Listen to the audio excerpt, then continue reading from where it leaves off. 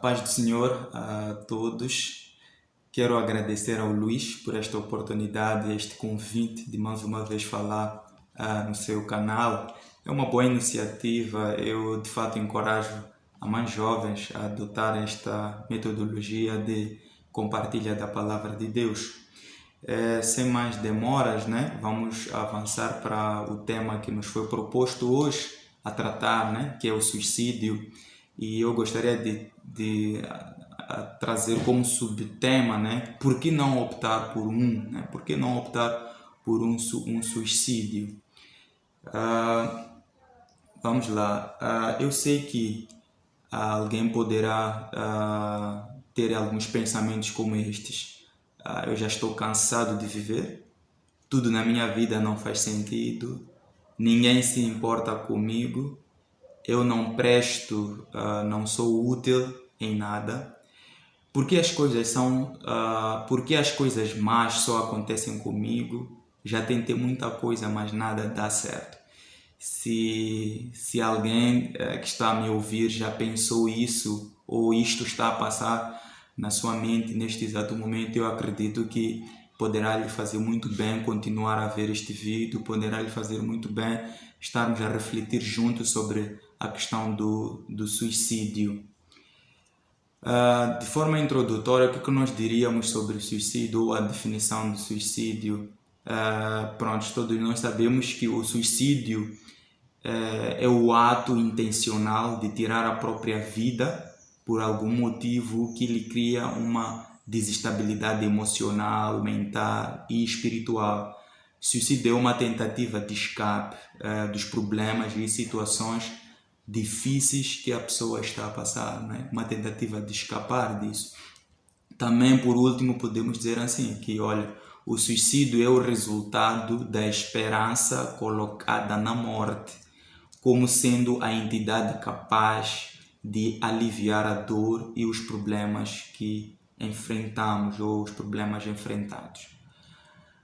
A proposta é a seguinte: não deposites a tua esperança na morte. Esta é uma proposta que eu quero trazer logo à partida. Não depositar a esperança na morte. Por quê? Porque a Bíblia apresenta a morte como inimigo das nossas almas. Isso está em 1 Coríntios capítulo 15, versículo 26, que diz: ora, o último inimigo que há de ser aniquilado é a morte. Então a morte é um inimigo para as nossas almas. Então nós não podemos olhar a morte como uma entidade que nós podemos depositar a nossa esperança, porque a Bíblia já apresenta a morte como um inimigo. Mais adiante, em 1 Coríntios, ainda no capítulo 15, já no versículo 55 e 56, a palavra diz: onde está, ó morte, o teu aguilhão? Onde está, ó inferno, a tua vitória? Ora, o aguilhão da morte é o pecado, e a força do pecado é a lei. Então, como nós podemos ver nestes dois versículos, a morte é apresentada como associada ou como aliada do pecado e como aliada do inferno. Ninguém de nós ousa depositar confiança no pecado, e ninguém também ousa depositar a confiança no inferno. Então, se nós não podemos em nenhuma situação depositar a nossa confiança, esperança no inferno e no pecado, então, obviamente, nós também não devemos depositar a nossa esperança na morte, porque a morte alia-se ao inferno e alia-se ao pecado para a destruição de todo aquele que pecou, de todo aquele que é ser vivente. Quando nós meditamos um bocadinho mais sobre a morte, nós percebemos que a morte veio a existir através do pecado de Adão, né? A palavra também nos assegura que a morte é o salário do pecado. Então, assim, quando nos entregamos à morte através do suicídio, estamos a reivindicar com antecipação o nosso salário, e nós desprezamos a segunda parte ou a parte B do Romanos capítulo 6, 23, que diz: mas o dom gratuito de Deus é a vida eterna por Cristo Jesus, nosso Senhor.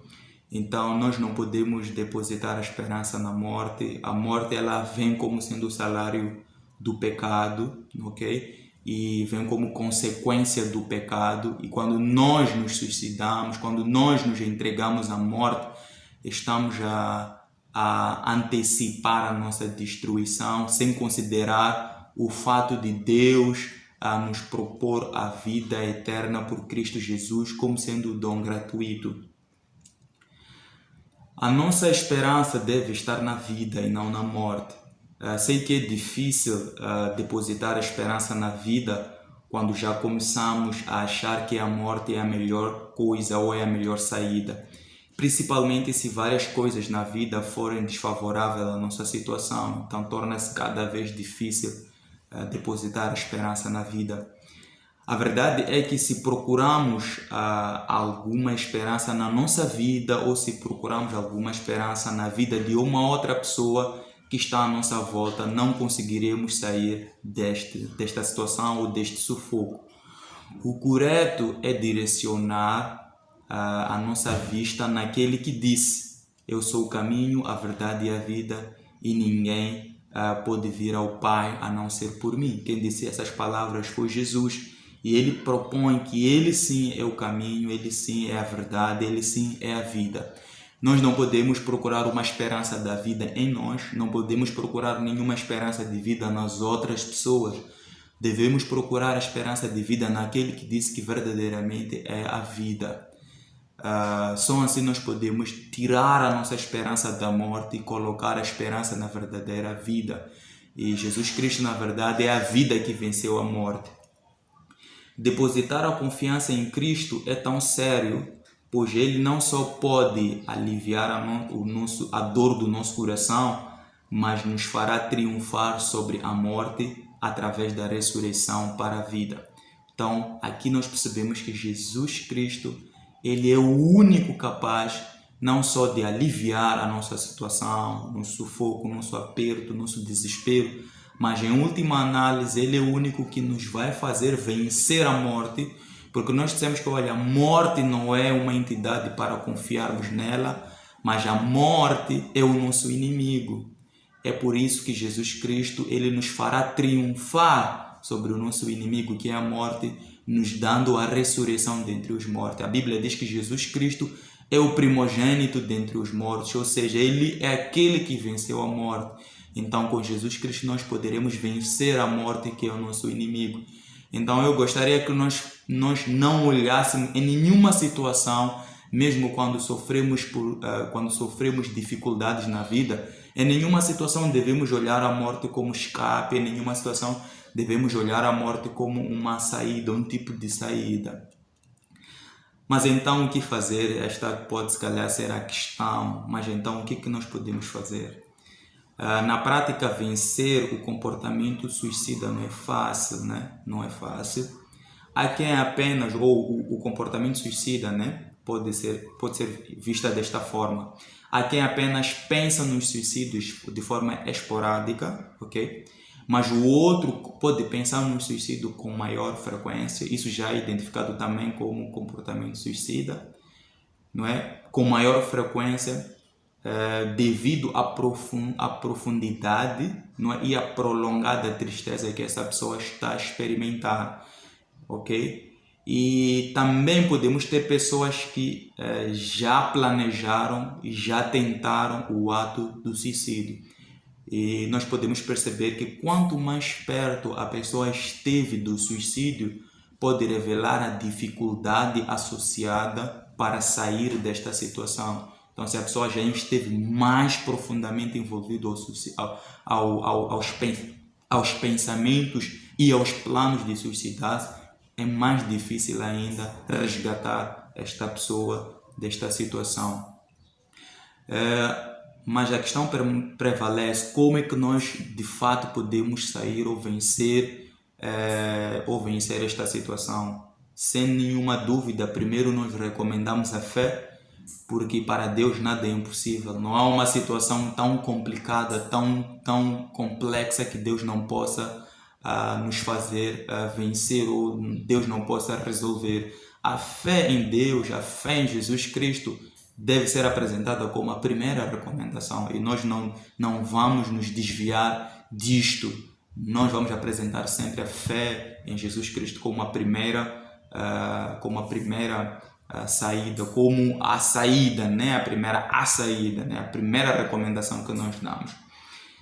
Segundo, nós recomendamos a todas as pessoas que estão à volta destas pessoas que são identificadas com comportamento suicida, seja em pensamento ou em tentativas, sempre que tu perceberes, sempre que cada um de nós perceber que alguém está com tendências de comportamento suicida por causa de depressão, isolamento, nós temos que começar a aproximar desta pessoa com intencionalidade, ok? Para ajudar esta pessoa, para conversar com esta pessoa, porque de fato precisa. Não podemos olhar para estes comportamentos. Se a pessoa simplesmente diz, eu já estou cansado da vida, eu quero tirar a minha vida, não podemos olhar isto como algo banal, como algo que não tem nenhuma importância. Temos que considerar isso ao mais alto nível e darmos o devido acompanhamento, darmos a devida aproximação a esta pessoa.